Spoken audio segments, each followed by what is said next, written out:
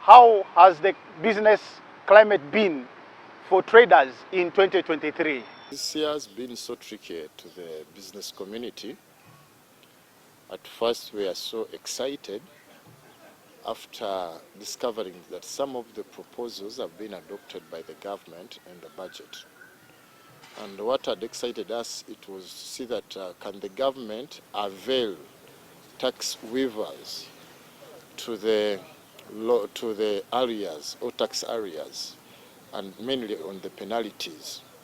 So we got excited, but after internalizing, we discovered that we were supposed to end in December. So given the current business environment, we find that it was a good move, but I think the government, we are proposing to revisit it to have a grace period of the payment plan, which is more flexible. Why? You find that the business recovery strategies which the government had decided to institute have failed to fully be implemented. An example which I want to cite out, I think there are like 3 examples. The recovery program by Uganda Development Bank, it has totally not been effective. And then the SMEs recovery program in partnership with commercial banks, also it hasn't been effective. And then there is another grant which World Bank availed to Uganda to facilitate women businesses and empower women in business. We are doing just sensitization. Even most of the ladies, they don't know how to access this fund. So the program is still ongoing, mainly to sensitize. And even you find that majority of the women, they don't know even how about this growth fund.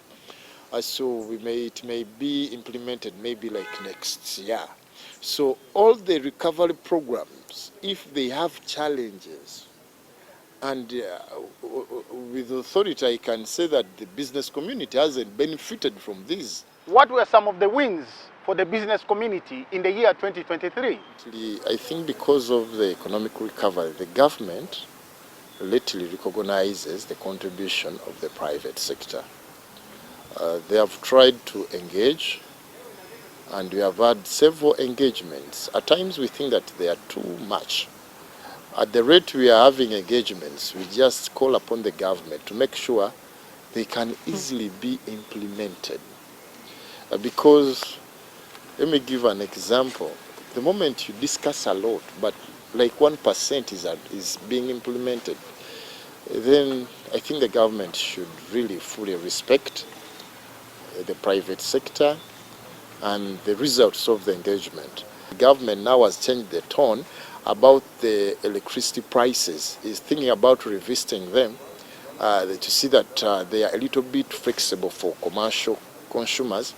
But we appeal the government to extend even to home users, because we think that when electricity is more affordable, we are protecting the environment. So it will facilitate environment protection, given the fact that when electricity is cheap and available, why should I use charcoal? Why should I go and cut a tree for firewood? So let the government maybe adopt a policy where it could not focus on generating a lot of money from electricity, but electricity can be an engine to facilitate development.